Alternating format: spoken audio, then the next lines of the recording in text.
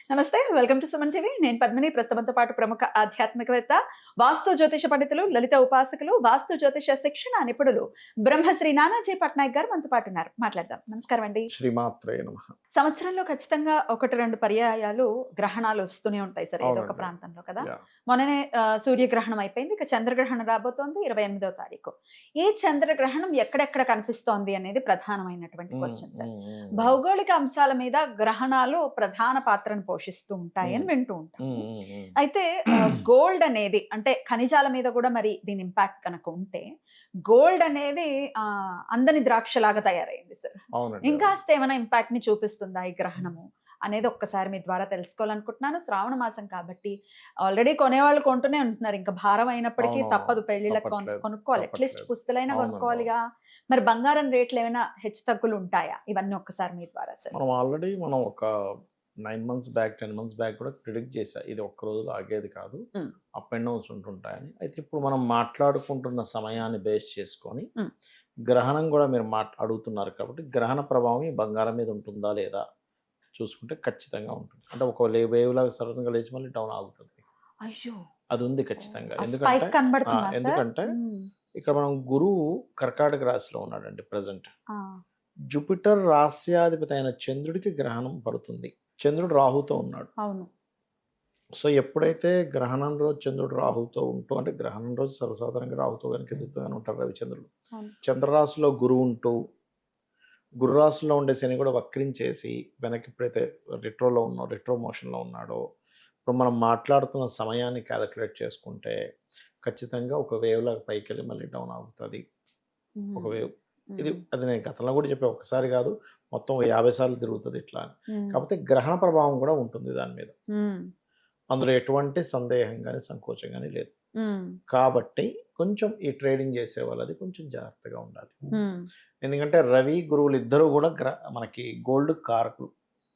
ఒక్కొక్క మెటల్‌కి ఒక్కొక్క కారకులవుతారు. దీనికి కుజుడు కాపర్‌కి.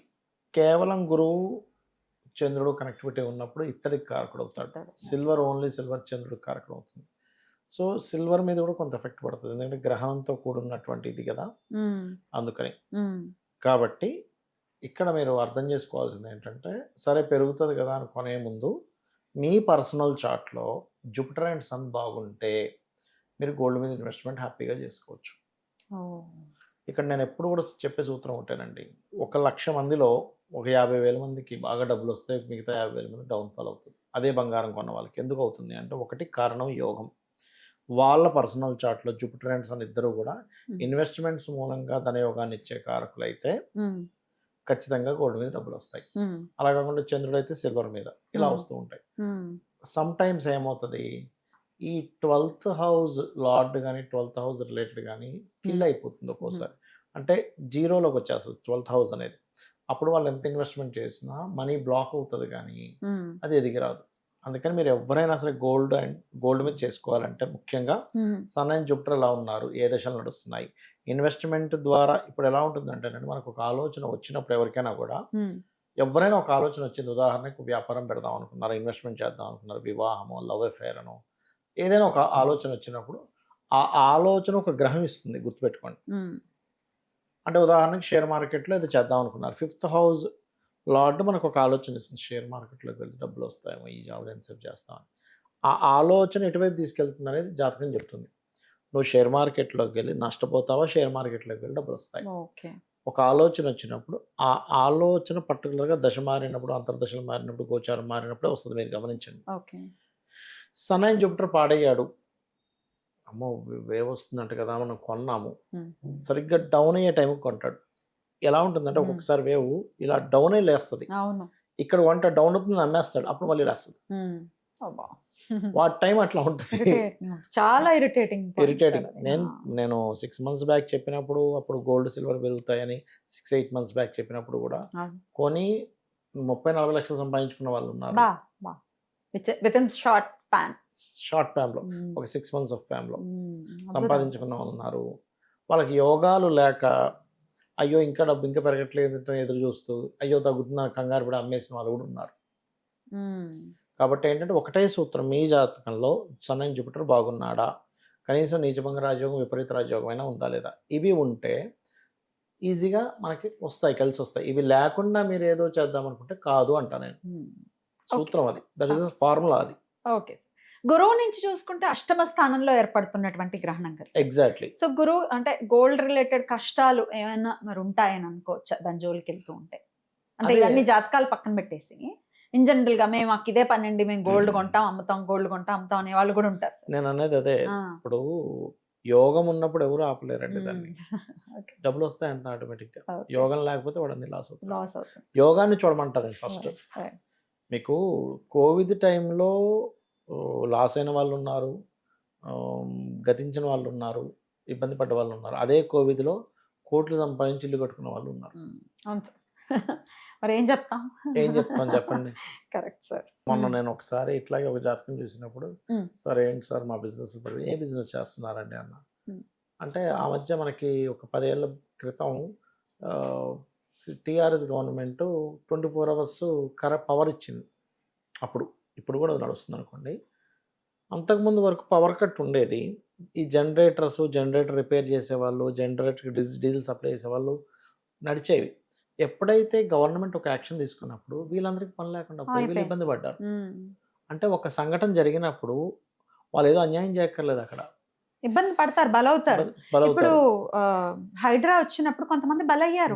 కానీ అది కొంచెం తీవ్రమైనటువంటి నిర్ణయం అయినప్పటికీ తీసుకోవాల్సి వచ్చింది గవర్నమెంట్. ఎగ్జాక్ట్లీ. అలాగే గోల్డ్ రేట్ పెరిగినా తగ్గినా బలయ్యేవాడు ఉంటాడు, కలిసి వచ్చేవాడు ఉంటాడు. ఈ కలిసి వచ్చేది యోగం ఉన్నవాడు కరెక్ట్ గా అప్పుడే కొంటాడు, యోగం లేనివాడు అప్పుడే అమ్ముతాడు. యోగం ఉందా లేదా అనేది మనం అనాలిసిస్ చేసుకోవాల్సి అంటే ఉంటుంది. మూలం యోగం చూడాలి. రైట్. మొత్తం మూలం మీరు యోగం చూడకుండా ఏవేవో చేస్తుంటే మీకు కలిసి రాదు. ఎందుకంటే ఎంతో మంది డైరెక్టర్ల కొడుకులు, ప్రొడ్యూసర్ల కొడుకు హీరో అవుదాం అవ్వలేని వాళ్ళు ఉన్నారు. ఏ బ్యాక్గ్రౌండ్ లేని వాళ్ళు హీరోలు అయిన వాళ్ళు ఉన్నారు. అంటే దీని అర్థం ఏమిటి? యోగమే కదా. వాళ్ళు కష్టపడతారు, నేను కాదనట్లేదు. కష్టము టాలెంట్ ఉన్నప్పటికీ కూడా ఎంతమంది హీరోయిన్స్ టాలెంట్ ఉండి కూడా వెనకబడిపోయి లేరండి. బ్యాక్గ్రౌండ్ లేకుండా చిరంజీవి గారు సూపర్ స్టార్ అవలా సూపర్ స్టార్ అయ్యారు. మరి అంతే. రవితేజ గారు అమ్మో. మరి కరెక్ట్ సార్. యోగం ఈజ్ మోస్ట్ ఇంపార్టెంట్. మీరు గోల్డ్ కొన్నా, ఒక యాక్టర్ అవ్వాలనుకున్నా, లేకపోతే ఒక ఇన్వెస్ట్మెంట్ చేస్తున్నా, ఏదైనా కానీ యోగం ఈజ్ మోస్ట్ ఇంపార్టెంట్. అటువంటి యోగం పట్టాలంటే ఏదైనా రెమెడీ చెప్పండి సార్. జాతకం చూపించుకుంటారు, చూపించుకోలేని వాళ్ళ కోసం చెప్పండి సార్. అంటే లలిత అమ్మవారిని పట్టుకోవడం. యోగాన్ని ఇచ్చేదే ఆవిడ, యోగాన్ని క్రియేట్ చేసేదే ఆవిడ. మరి ఏ నామంతో అమ్మవారిని? పర్టికులర్లీ గోల్డ్ గురించి సార్. గోల్డ్ గురించా? గోల్డ్ గురించి అంటే సర్వారుణ అనవద్యాంగి సర్వాభరణ భూషిత ఇచ్చేసుకోవచ్చు. ఎట్లా సార్? ఇలా అంటే కనకాంగద కేయూర కమనీయ భుజాన్వితాయై నమః చేసుకోవచ్చు అండి.